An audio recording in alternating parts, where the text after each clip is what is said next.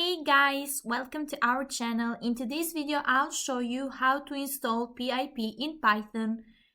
Here we have a link and it's already available. We'll just click on this one and the one that says get pip.py. So let's go.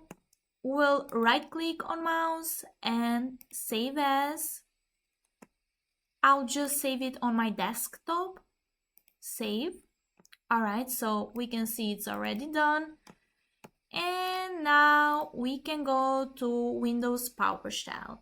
You can shift right click with mouse and it will open. So our file, it's already in desktop. That's why I opened it this way. We will just need to type Python dot slash get dot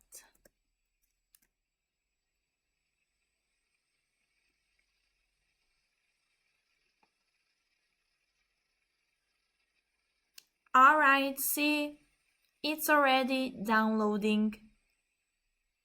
Give it just a little time.